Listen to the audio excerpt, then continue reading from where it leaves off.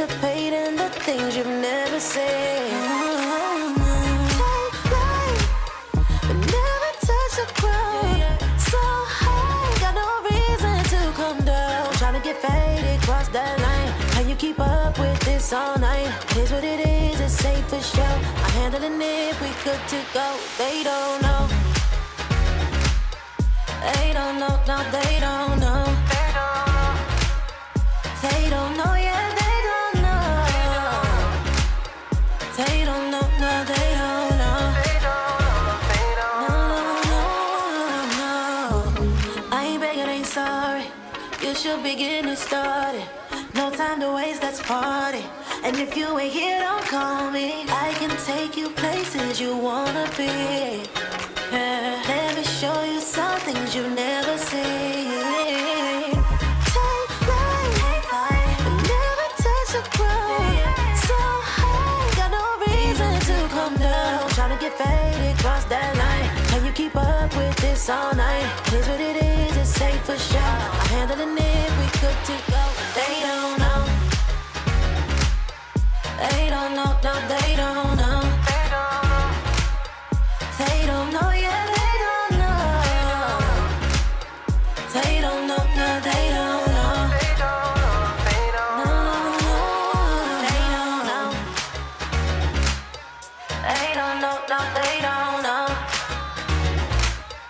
They don't know, yeah, they don't know. They don't know, no, they don't know.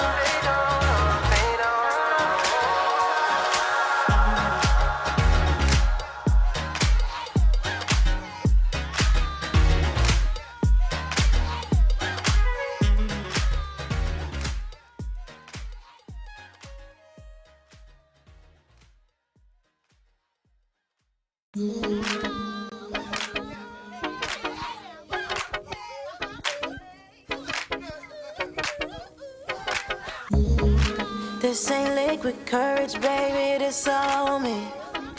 I ain't got no limits, you know it's on me. Gravitating, you feel this energy. Anticipating the things you've never said.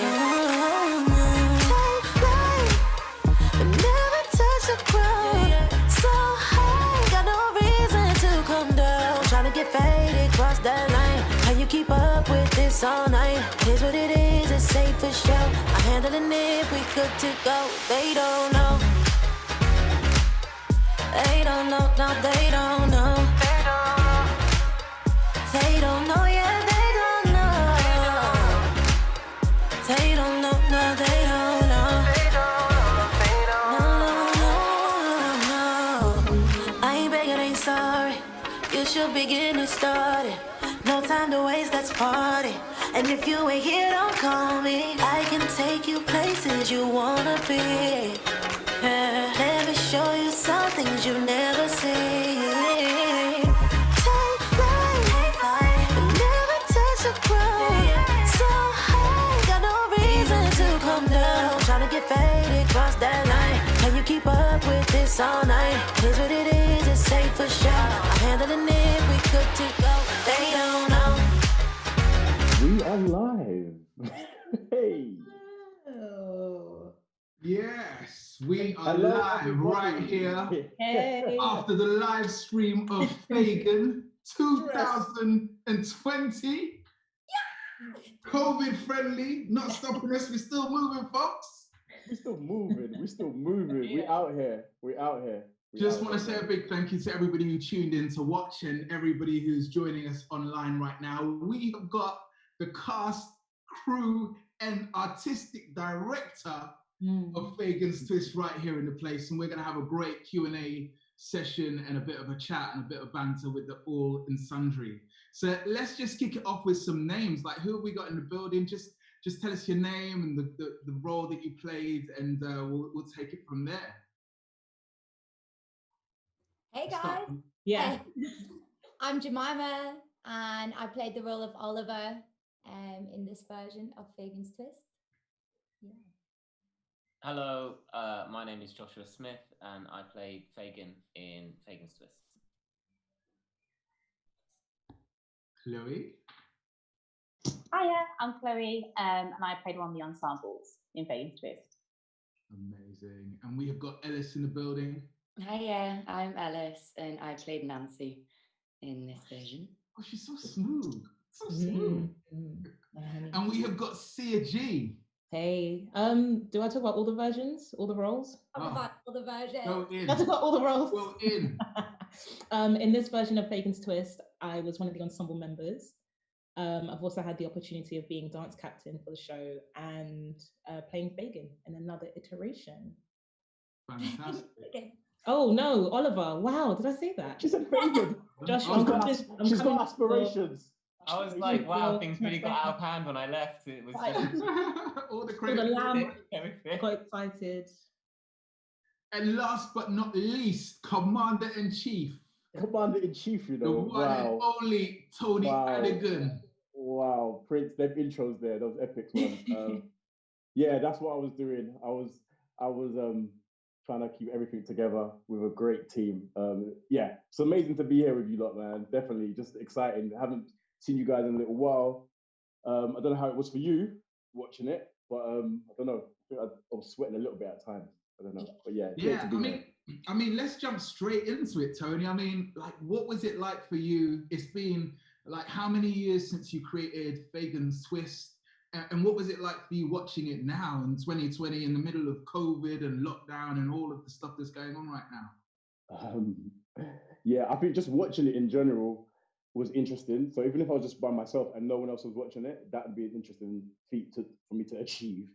I think the idea that, you know what, X amount of people could be watching it at the same time is always interesting, and in terms of don't get to get the feedback or the reaction. Normally when I'm in the theatre, I can feel the vibe of the audience, you know, what they're saying, what bits they like, what do they laugh at. This is silent. This is like this is silent. So that was interesting, not having that feedback, as it were. But at the same time, my phone is buzzing straight away after with some different type of feedback. So yeah, it's really interesting to have that experience.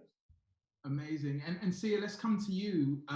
Obviously, you've played various roles over various years, so it must have been really interesting for you getting to see other people play the roles and do their thing. How did it feel for you? Tell us. Everyone leaves such a strong mark on their role. The sort of research and development part of creating Fagin's Twist took place over years, right? Mm-hmm. And all of our relationships developed so much in that time. So obviously, as cast members are kind of coming in and out, and obviously we're adapting things every day. I'm picking up bits of other characters as well. So when I you know, had the chance to step into the role of Oliver, for a long time, I was still in love with the way that Jemima played Oliver, you know, and it took me a lot of time to sort of figure myself out and my own identity in that kind of thing, and you know, sort of inducting, you know, when Ellis stepped into the team and having to be focused on my role, but also like, you know, giving her like the notes of, okay, be here and do this, and it's okay, you can do it your way, and you know, it was quite a fun balancing act. Right. You know what's funny about that? Can I say something, Prince, about that? Just working with Sia, like Sia had been in the company for like 6 years. Yeah. For 6 years, and she'd been ensemble in the show, obviously, and then it's like, I think even the first year I said, Sia, you know, you're ensemble, but you know, next year what we doing? You gonna play Fagin? Or you gonna where we going? But I think what was interesting is just that everything that I loved about Sia as a dancer, yeah, was totally seen in a different way. Do you remember Sia? Like, it was the whole thing of like, Sia, you're too clean, you're too steady. It doesn't work for the character. Like everything that we've been working years and years, and that I love about when I see her move, I'm like, okay, this is weird. I need you to be unstable. I need you to be unsteady. I need you to be like cross feet. I don't need you to be the powerhouse that you are right about now, because that's not Oliver. So we definitely had an interesting scenario in terms of working that character out and really trying to push away all the stuff that I love about the movement. Hardest thing I found, Tony, the smile. That was the hard part. I had to be mean. I had to be grubby. How do I do this without this? Right. That was another one. Yeah, definitely. I was like, Sia, stop smiling. Sia, Stop smiling. stop smiling. Sia, stop smiling. This is not a smiling scene. But it was definitely interesting. Just I guess I don't think we even imagined that. And so just even like first day, we were like, oh, okay, this is going to be interesting. This is going to be interesting. But yeah, that was definitely. So in just a moment, I want to come to chat with Josh and talk about your role as Fagin. But before we do that, I just want to acknowledge all our friends online. So we've got a bunch of people watching online. But who's online? We need some comments. I need to know who's online. So if you're online right now, I need you to message. I could see Jessica Keeley. Big up, Jessica. Whoop, whoop. Jessica. Mum said you look beautiful, she's saying. All right. Any more messages? Message us if you're online. And also, we're going to be running a little competition as well tonight. And Tony, there's a question actually, and people can. Do you want to tell people the question right now?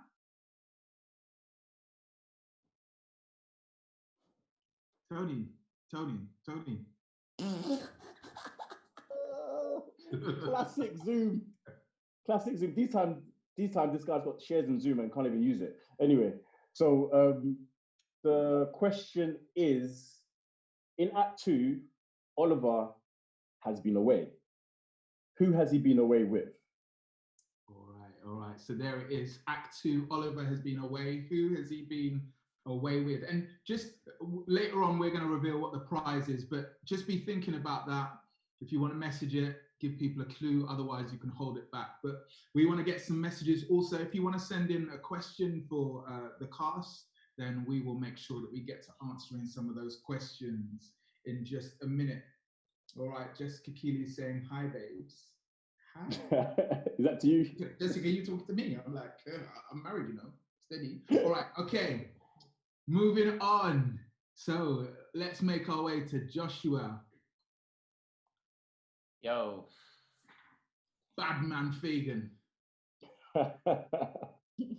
Joshua, tell us a little bit like, first off, tell us where are you right now and what's been going on for you since Fagin? I'm now at my home in Southeast London in Lewisham. Big up Southeast London. Big up Southeast. And actually, I've spent the last 3 months recovering from knee surgery. So that's been me for the last 3 months. I had meniscus repair surgery. Oh. But I mean, I had a little niggle for a long time, and all the physios were saying, you know, it's we can't do much, but it will go at some point. And it was literally the first show of this year. I was in Amsterdam and I flew down and just did the show the next day, and on stage, like lock up. I managed to kind of finish what I was doing, but it was like kind of mid-show situation. But at the same time, I was kind of like, you know, I have had a lot of good years of hard graft, and it's about time I dealt with the injury, and I got the surgery within like under a month, amazing. And then lockdown happened anyway, so it was this like super morbid serendipity where everything shut down, and all I had to do is focus on my fitness, and I'm pretty much back at 100 now. 100. Yeah. Okay, so tell us, what was it like for you watching Fagin and, you know, seeing yourself perform after so long in that way?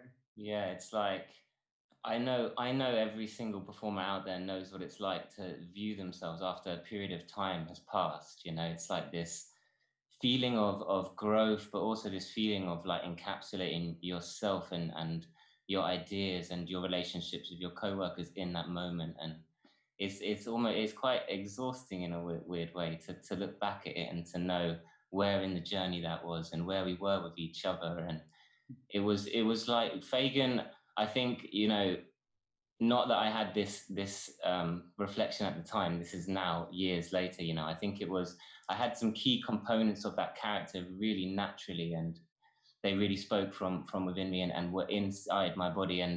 But also it was a bite that was bigger than I can chew, in a way, in terms of like coming into the hip hop theatre world and meeting all of these incredibly diverse, accurate performers coming from a contemporary environment, a contemporary training, and then minimal training before that. So it was like a real galvanizing experience for me where, yeah, it was in some moments so comfortable and so me, and then in other moments like this alien, thing that I was kind of trying to get a grip of. But it was always so much fun to get a grip of, because when you're surrounded by absolute inspiration on every genre of dance, and even the people who came into the studio just to watch were just like epic. So it was just an incredible experience in itself.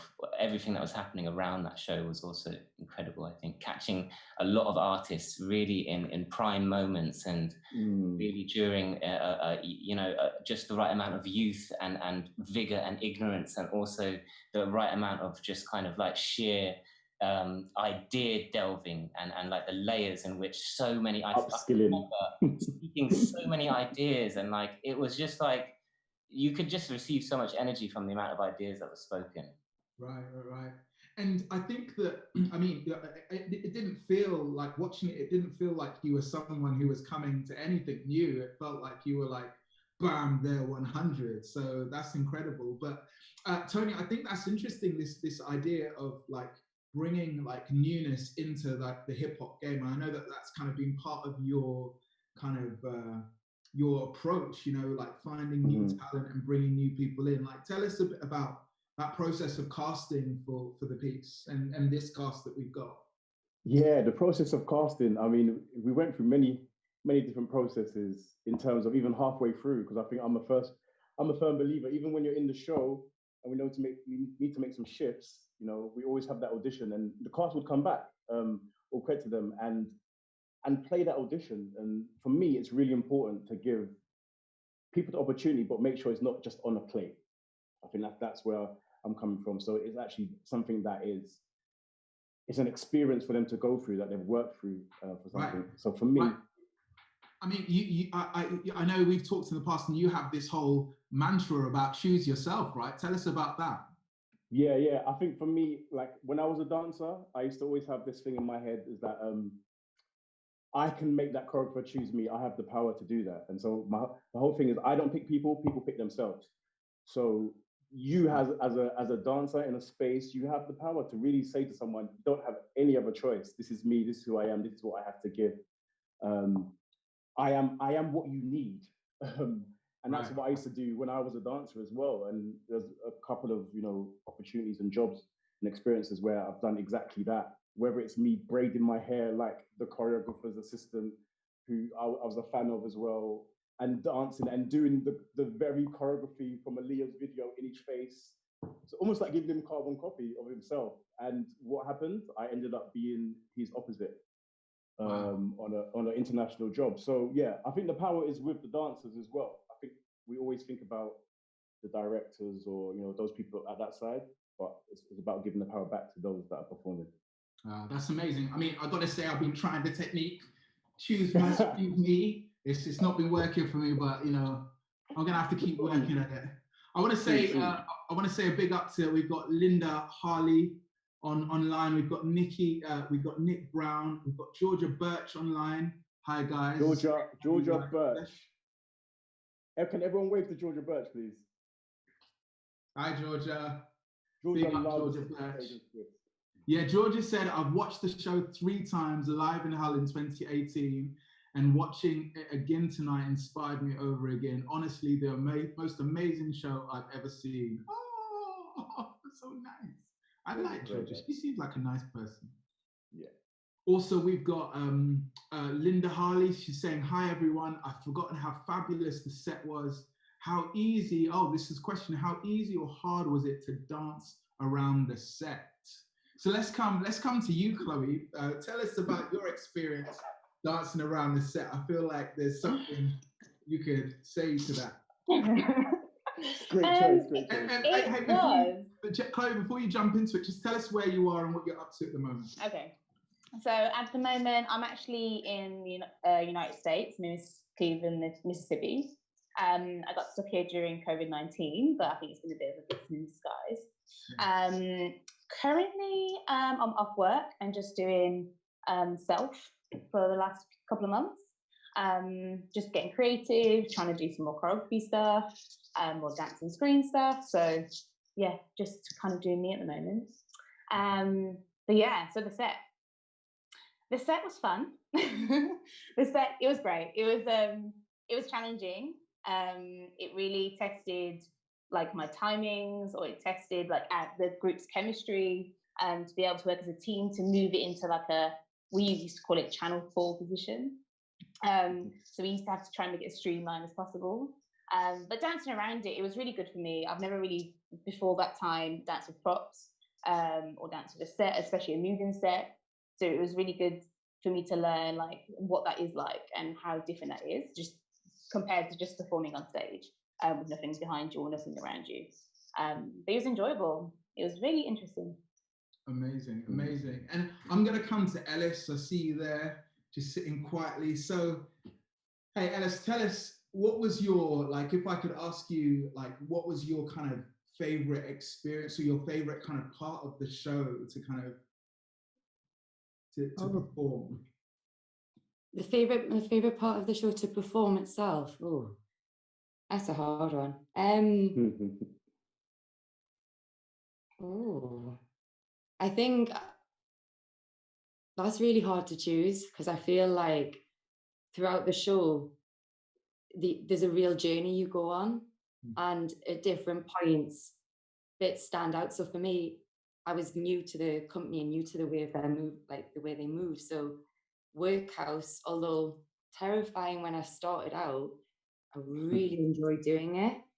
And then as it moved on, I think hankies was something I ended up loving, the real fast hanky moment. And I have to admit the ending as well. And that's that savageness I think dancers have, where we were exhausted at that point and made to be exhausted because it had that real grit behind it.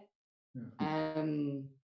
And yeah, that part was when I most felt the whole group, and we were fighting together as one. And I loved being Nancy. Yeah, right. Okay. And let's come to Jemima. Jemima, let's hear from you. Like, what was the journey like for you, and what was it like kind of coming back to it tonight? I mean, this show has just been such an epic journey from the get-go. I think even when we were first, approached with the idea of retelling the story, and the whole process in the research of, maybe this will happen, and working with text, like how are we going to work with text, and the journey of the show over the years, because we did, our UK tour, like our first tour, when it was fresh and it was, ever changing, literally every show, and then coming back to it like a year later and having time away, and then upskilling all these bits. And then I feel then rewatching it and coming to a place of real space away from it, the essence of it is so there for me. And like there's something about the colors, there's something about the lighting and the set and the music that has this sort of vibe, and this storytelling kind of, it really brings you into that world. And it's funny to be at a distance, kind of seeing the world that we all kind of created and put little bits into. It's quite real. And like the rest of your cast, your performance in it was incredible. And I think it's interesting, like, to watch the trajectory for you as kind of since that work. Tell us a little bit more about that journey. The trajectory since Fagin's Twist. Yeah. Yeah, I mean, I've just been, because Fagin's was the first job I did, so I was still in school when I auditioned for Tony, and so it was kind of the first thing I was getting into, like, as a dancer. And what a world to be put into and thrown into. Like, honestly, even have that being my first experience in the dance world, I feel like I've been able to tackle like anything. I've been like, right, we've come through Fagin's Twist, we've come through this. Like, everything else, it hasn't been easy, but it's it really set me off with pace and with fight and with, you know, stood me in my grind in a way. But yeah, I've been working for a few different people, freelancing away, doing bits, performing.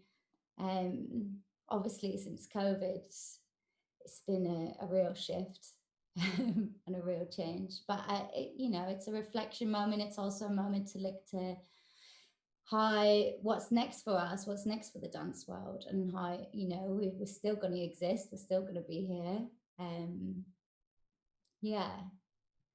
Yeah, I mean that you bring it really nicely to, I guess, what is quite a poignant question, because, you know, obviously, like, this is, we're live streaming, we're streaming a piece of theatre that was made to be seen live, and that's a reflection of, like, the circumstance that we're in. And I think that it's a real credit to the piece that even in this format, it still is moving people and engaging people in such an incredible way. Like, but what does that, what has this whole kind of like COVID thing meant for you guys as a cast in terms of just like life and maintaining your creativity?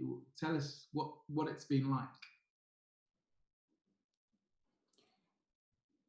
I mean, at first, like, literally everything cancelled in a day. It was like everything was like not happening, not happening, not happening, not happening, you know. And it all happened literally, for me anyway, in one day. And as a freelancer, you know, you kind of plan ahead and you have things that align, and like that takes time, and that's actually work itself. So a real shift of momentum. But also as a creative, sometimes that space is actually, you know, kind of needed in a way. And that space is I always like to fill things up, and then my creative space isn't free enough to sort of expand and go with something new. And I guess there's been time for that, to think outwardly and to think of, really feel and take time to feel. And yeah. Right. So it's kind of making the most of that time and the creative space, right? Anybody else want to? Yeah, I'll jump in there. I feel you, Jemima, in terms of having the space and the time to be a person again, to be a human being again, and to prioritize, you know, like self-care and like my voice, you know, like my self, my identity as a creative. My story is a little different, I feel like, to some of the cast members, because in the last year, I moved away from performing so that I could start studying to be a movement psychotherapist. And so sort of mid-study, everything has moved from being in person to being online. But there are still essays to do.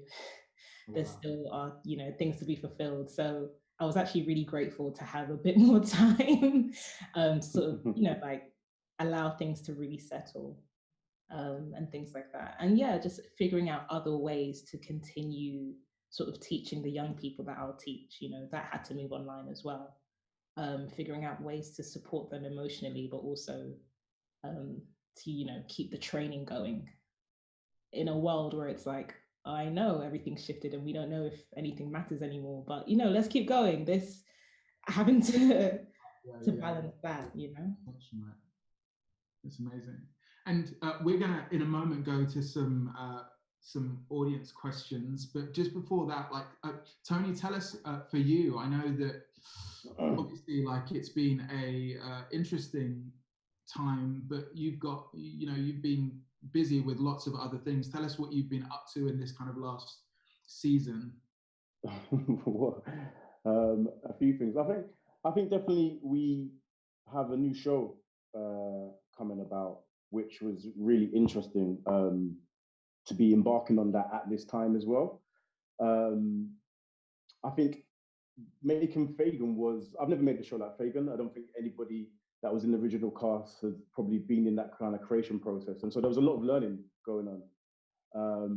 And I think where we are right now in terms of this new show, we kind of have this this kind of structure now. This last 2 months, it's been about building a structure whereby we can go into the studio. Because normally I go into the studio and what's the temperature of the room? That makes me feel like this, and so therefore the movement is going to be like this. Oh, this I can smell this, and so it feels like this. Oh, there's this sound coming from somebody playing something. This is what it is, and that's very much a big part of me. But I feel like having the structure that we've created over the last, 2 months, I would say, in being in lockdown, there's a structure to go into the studio, and everybody is aware of it in terms of creating the new piece. So I'm kind of proud and excited because I've never had that before. To go in and everybody understands the scenes. We have the scenes there. It's literally like straight in. So that's something that's been a godsend in terms of this time and having the time and space to actually dedicate to that. So yeah, lots of things have been going on. I'm a busy guy, but definitely I think the new thing is it's been basically taking care of myself, really. I'm doing a lot of things that I wouldn't get to do normally. Whether it be exercising, whether it be eating certain foods, or whether it's actually taking time to actually think about like my voice as a leader and the people that I lead. So yeah, it's been interesting. I think the artists are enjoying this time in a weird type of way, to kind of progress and grow. Yeah. So that's some exciting news. So something new in the works. Oh yeah. Illegaldance.com. Okay, so what's that? That's illegaldance.com. Okay, you heard it here first. Get tapping, folks.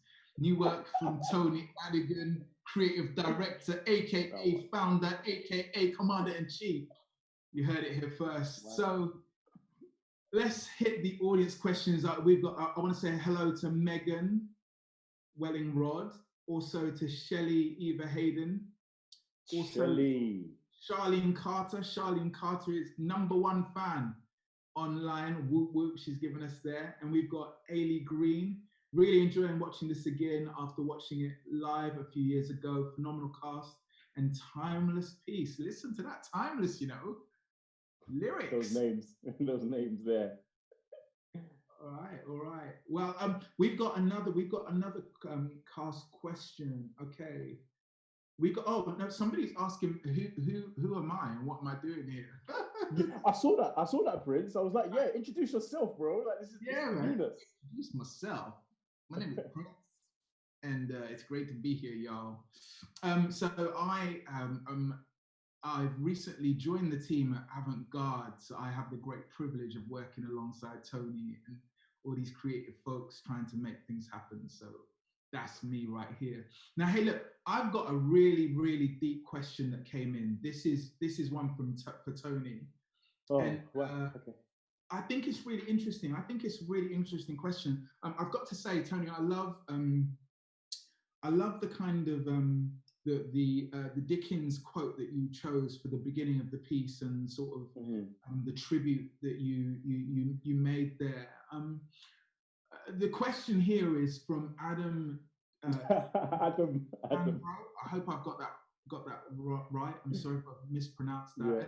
And it says, Mr. Adigan, how relevant and how important is it for young people of today to see this particular retelling and reimagined adaptation of a traditional white British story? And that's from Adam, who's in Bexley Heath, who is 38, if that is relevant. Yeah. So that Adam's a good friend of mine. I was speaking to him earlier on today, actually. That's a good question. I feel that because he was definitely relevant. Because he was like, yeah, I got a question for y'all. The whole team. Yeah, I think it's an interesting question. I think, how relevant is the story? I feel like stories are generally relevant. And for me, I wouldn't want to say that stories aren't relevant in general, or this story isn't relevant because of where it's set or where it's based. I feel I've always wanted to deal with something that already exists, a storyline, a narrative that already exists. And previously before that, I think anybody that knows my work knows that I just kind of create worlds, I create vibes, I create feelings, I create themes. And I kind of took it as a moment to kind of take a look at something that people are aware of. They expect certain things, whether it be about characters, a storyline, or narrative, and to really reimagine it. So that was my challenge to myself, to really take, whether it be Alice in Wonderland or whether it be Oliver Twist, I really want to take something that the general public are aware of and show it in a different light. And I think we did that. We took a story. She was like, yes, we did that. We took a story and we changed it, and we, played with people's expectations. And I'm very proud of doing that. So I guess that's what my caveat, if I say that. In this space and this time right now, if I was given the same opportunity to do a different show or a different piece, it probably wouldn't be Fagin. I'll probably be thinking about something else and what my voice is and what I want to say more so as an artist. That was like 2016, 2016, yeah. And I think even before that, I sat down with Eddie, who's the artistic director of the place, and that was probably 2015, where he first asked me, what do you want to do? I remember we were in a cafe somewhere in King's Cross near the place, and he's like, what is your goal? What do you want to do? So at that time, I wanted to have the challenge of dealing with a narrative that everyone knows. I think right now, today, where I'm at as an artist, I have a different mindset, I have a different voice, and I almost feel like I have a different purpose. So relative at that time, but maybe today, not as relative. Right. Hey, you know what? I'm really interested. I mean, huge opportunity, and big up Eddie for Big up Eddie, giving you that opportunity. And I think what's interesting is, like you could say that to lots of people, and some people would be like, actually, that not have an answer. So I mean, like, it's phenomenal that in that moment, like, sometimes you just have to be ready to seize the opportunity that comes your way. Right? That's really cool. Tony Adigan always has an idea. That's the problem. That's the problem. Ideas are not the problem, right? Okay. Well, hey, look, let's lighten it up a bit. Let's talk about favorite touring. Well, let's talk about your most interesting touring experience. We're gonna dish some of the dirt. It needs to come out. I know they say what goes on tour stays on tour, but we're not on tour right now. We're on live stream. So I want to find out. Chloe, I'm gonna come to you. I'm gonna come to you first because you're in America. We can't even reach you, so you could say whatever you want and tell us the truth. Chloe, are you going to talk about China? You can talk about China, Chloe. Yeah. China. Yes, China. It's China. I think one of the most kind of hilarious and like memorable moments for me is when we got to the theatre, the first theatre in China, which was huge, which was an incredible theatre. But then looking at the props, the Shanghai International Theatre Centre, right? Yeah. And seeing the props, and they were like twice the size we've used before, and everyone went, "Oh, okay." What did they do this? They think people are bigger than normal people, or like what happened there? I'm not sure what happened along the grapevine, but for example, the tables were like taller and heavier. So when you see those moments where you have to put them on our heads, or just carry them, we were like, "Oh, how are we going to do this?" So it was just there was a more of a challenge. They were testing you. They were like, "All right, let's see what these London people could do." Yeah. And as AG, we just stepped up to the challenge and we just do it, and we got it done. And then when we came back, it was like, "Oh, this is so easy. We can just fly these chairs around." It was training. Maybe it was me just trying to train you lot, ready to come back to London. It probably was. I want to make the chairs bigger. Okay, so there's China, and it went. The piece went to Colombia as well, right? South America. Yeah, so we went to Colombia and Peru. Okay, so there must have been some interesting occurrences in those two places. Ellis, do you want to jump in? Or? Ellis, go. Ellis. Get it, girl. Get it. Well, wait, I'm thinking of a different one. I've got a different show. So one of my shows that stick out for me. So what's great with AG is that they have a kind of chance for that audience participation. So some of the members we're not audience participation, but some youth companies can come in and we include them in the show. And there was one particular one, this was in the kind of most recent tour. We were in Plymouth, and there was lots of groups, so we added them into extra bits. So they normally start in the, we call it overture, the white suit and the black top hat. So we included them into the finale. And I remember they did amazing. They did so well, but I think we maybe took for granted how quick we have to move. And so in the middle of finale, we've nearly finished the show.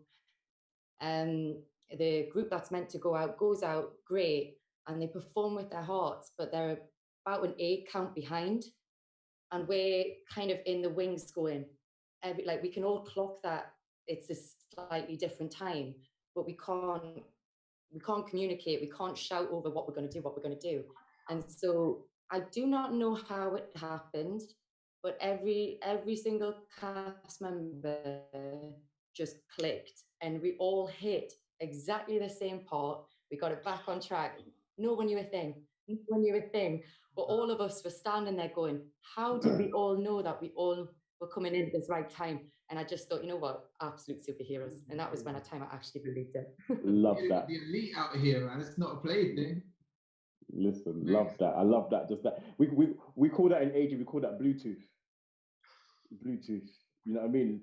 The idea that everyone is synced up because we work so hard together, and you kind of feel everybody. You know what I mean? That kind of how we created the show is almost like that's when Bluetooth comes into play, when everyone can just like sync in. Dope story. And Joshua, I'm wondering, did you ever have any moments where people kind of responded to you as like in character?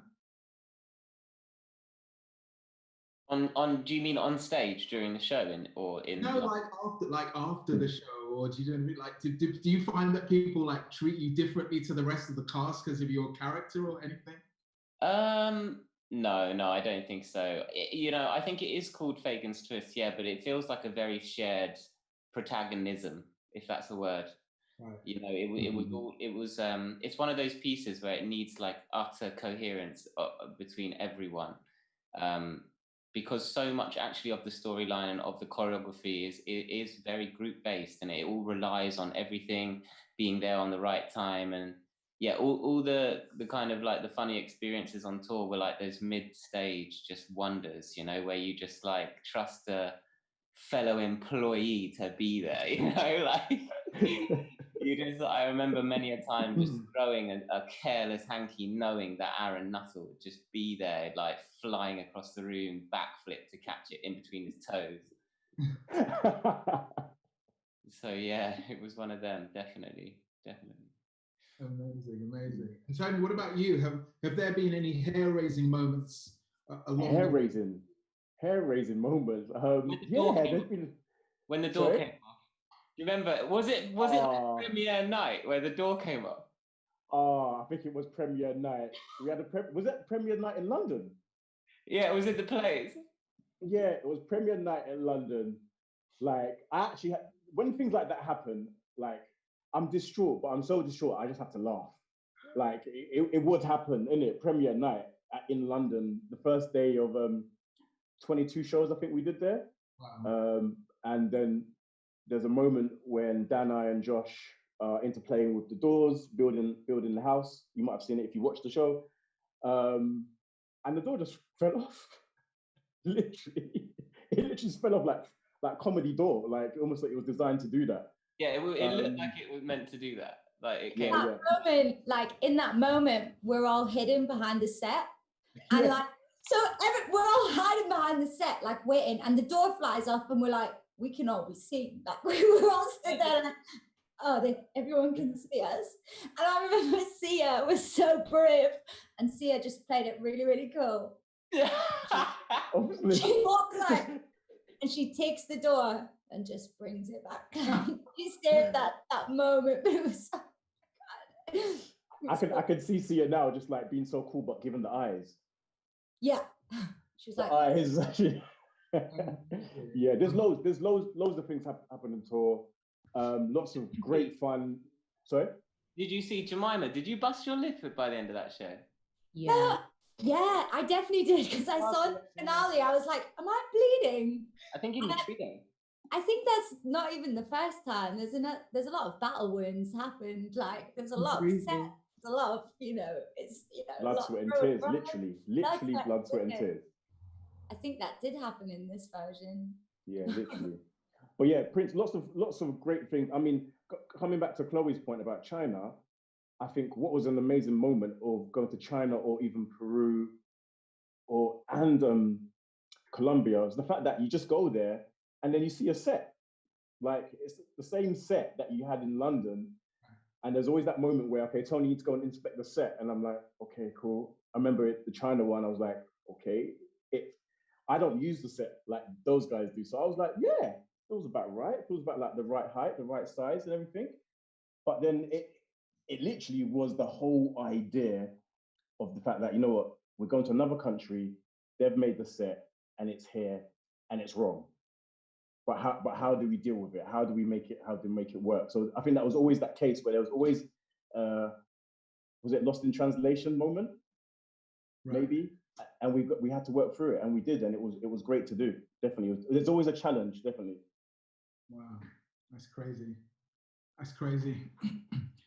Well, we've got Tony Thrills has come online. He's saying, Tony Adigan, hardest working man in hip hop. Is it? What's the? Okay, I get the feeling that there's a consensus on that, which is cool. Okay, hey, look, I want to switch it up a little bit. So we talked a bit about the show. We've talked a bit about the touring experience, but I want to get a bit personal now, because I really want to find out a little bit about you guys and like you as individuals, because obviously like you guys are amazing. We know you're amazingly talented performers and choreographer, artistic director, but I want to know what's the realness. What's going on in the day to day? So I think what we're going to do is this. I'm gonna go for some quick fire questions, okay? And what I'm going to do is I'm going to start with Joshua and Chloe, okay? Quick fire questions, no time to think. You just have to answer, bam, bam, bam, bam, bam. All right, here we go. Cornflakes or crunchy nut? Crunchy nut. Cornflakes. Okay. Maltesers or minstrels? Minstrels. Let's get that weight. Unanimous. All right, bath or shower? Shower. Look, Joshua is all stunting. He's like, what? Complicated. I'm not sure. It felt a little bit like he was like, neither one. I don't know. It's only because my shower doesn't work at the moment. Full close disclosure, my shower doesn't work at the moment, so I only have bath. So in my mind, I'm like, but you only bath. I miss my shower so much. All right. Okay. I'm gonna come to Sia and Jemima. I'm gonna go Weetabix or porridge. Porridge. Oh, neither. Why would you? Kind of neither, but porridge. Come on, Sia. You porridge. Porridge. Okay. I'm gonna go track or field. Field. This is very difficult. Track. Okay. Differing. Okay, I've got one for you. Nando's or KFC? Nando's. Don't. Are all upper class. Nando's. Standard. We used to eat Nando's before the show. No, some of the cast would go to Nando's before and that confused me. No, pre-show Nando's. A lot of the time. I'm very confused by that. By the overture, I'm like, your food is going to be on the floor, guys. Nando's and fat burners, baby. Nando's. Oh, where is he now? Furious fat burner. Who was his name? Brandon Carter. Shout out. Shout out, Brandon Carter. Seriously, you got us through a lot of tough times. Brandon Carter was basically on tour with us. Do you know what I mean? Yeah. Basically, part of the team. Tell us more. What is this about Brandon Carter? We would gather in the morning. We would have like a 10 to 6 day of rehearsals. But the first, how long was it, Josh? Like 10 minutes, 15 minutes? Well, all I remember is, get your butt up off the floor. Get your butt up off the floor. Get your butt up off the floor. So many catchphrases. Respect the plank. Yeah. Respect the plank. Get the plank. We would spend 15, 20 minutes warming up together, but it wasn't just a warm up. It was like the craziest high intensity training you could do. And then you'd have some water, and then you'd have to get on with your 8-hour day of rehearsals, you know, because that was the life we chose.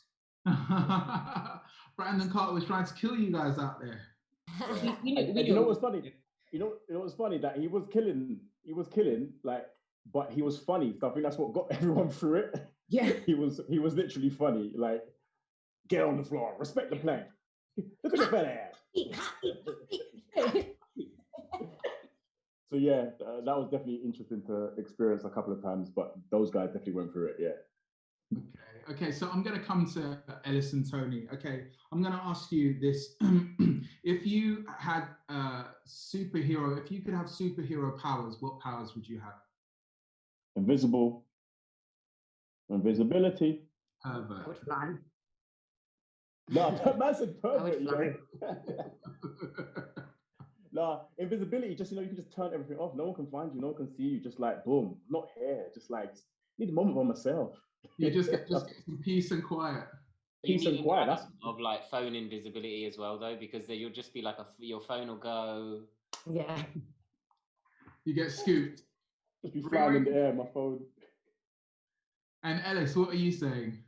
I said fly, but I'm going to take it back and say teleport. Oh, okay. Yeah. Just to be like Pam, like I'm here. Yeah. Bam. Yeah, be like, I'm going on holiday. I'm off.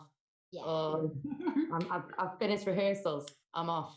So That'd If be I could good. have two, if I could have two, I'd have that as well. Ellis. No, you can't have two, just one. I know. Okay, right, yeah. Invisibility. All right, listen. So what about this one? Would you rather trade intelligence for looks or looks for intelligence? say that again. Would you rather trade some intelligence for more looks or some looks for more intelligence? Looks for intelligence. Yeah, looks for intelligence. Because if you're anyway, yeah, look for intelligence. Look for intelligence. It's the only answer that they can choose, okay? Let's be real. Let's be real. There's no option. So true. Let's be real. So true, so true. No. The reality is, yeah, we all know what you pick. So I guess we've got a few minutes left. I'd love to hear what's next for everybody, like what's over the next few weeks and months, what's in the workings, what's the plan? You have to move with the flow right now, really, I think. Yeah.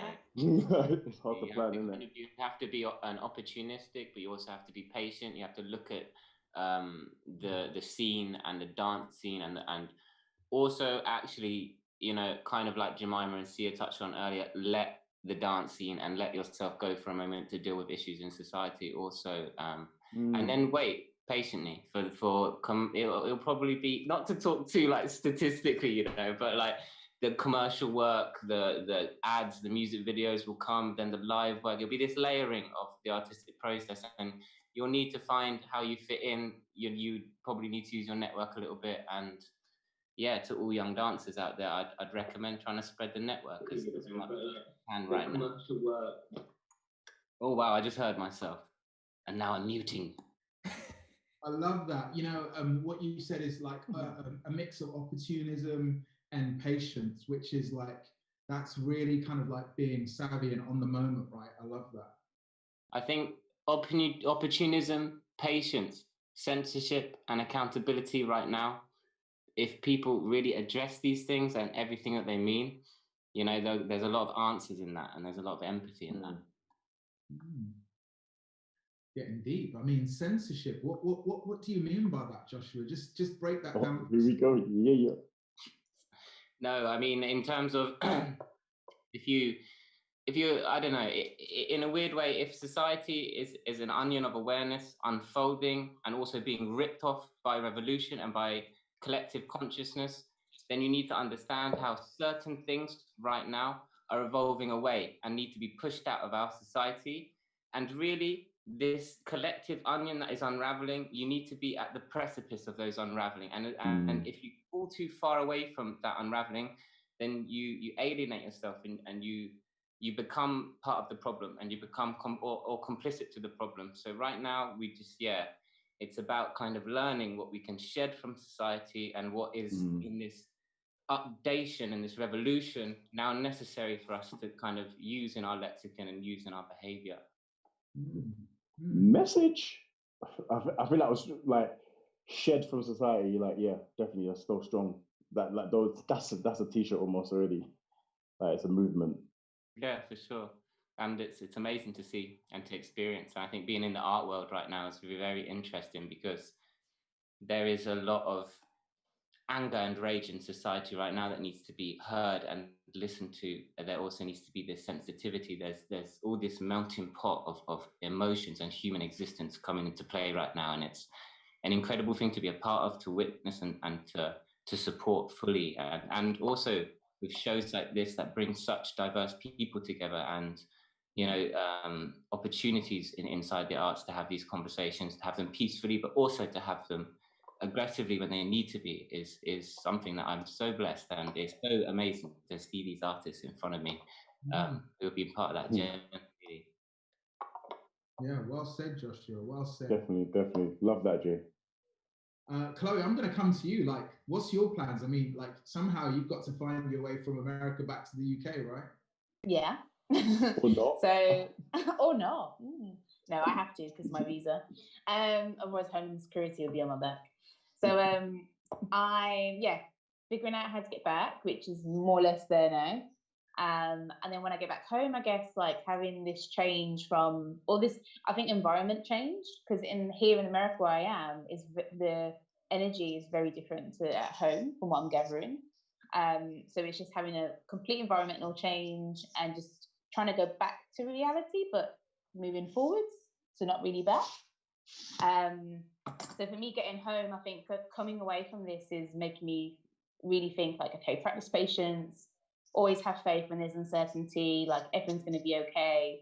But also to include certain things into my routine now, to do more creative stuff. Don't just get so locked down into like my work or getting money all the time. Like try and do things I also really love doing, which I did do, but not maybe as much as I would have liked to. So just taking more control of my time, I think is what I really want to work on when I get back. And then doing a bit more traveling, because I really enjoyed being in a different country, living somewhere different, and just learning a new culture. It's been really fun. Amazing. And Ellis and Jemima, what's next on the horizon for you guys? I feel like this time I've been learning sort of new things and trying to dip into like different parts of art as well, and collaborating with people, learning sort of new skills. And I'm hoping that this kind of, we were kind of been offered like a fresh page in a way to rewrite things, to write new things, and to, you know, this is, we've all gone through something quite epic right now that, you know, we've never ever dealt with in our lives, in our grandparents' lives have never dealt with. And it's, I think, I'm excited for the arts actually, and what the next things are going to come from artists, and the stories we have to tell, and the new things, the new ways of telling these things, you know, won't be as we've known them. But we're, as Josh said as well, we're opportunistic, and it's looking for these new opportunities. And you know, you just got to fill yourself with hope, fill yourself with dreams, write the dreams, and go for it. Right. Very good. Hey, look, we are coming into time. So sorry, Ellis. No, go for it. Ellis, tell us real quick what's next for you. Oh, it was just to add on to what Jemima said. She nailed it. But that blank page and that blank start can also be quite daunting if you can't see the direction that you need to go. And sometimes the direction comes from within, and that it's okay to go, you know what, actually, I really like sewing. Okay, what can I do with that? Or, you know what, actually, those times where I build in little jobs for teaching or choreographing, what was that? And how can I move that forward? So Jemima nailed it with this openness and this hopefulness of the future coming forward, but it's also looking in your tool bag and going, you know what, performance right now maybe isn't at the top, and what's in there and what can I drag out and what can I develop. Wow, right, amazing, amazing. So some self-development, some self-reflection, some expanding your horizons and opportunities, right? Incredible.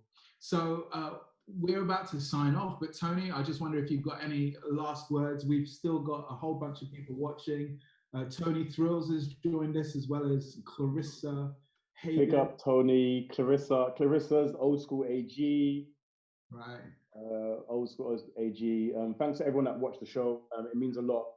Speaking from like my heart, and I know the performer's heart, we put our blood, sweat, and tears into creating that show and making it better every time we went on stage. They went on stage, rather.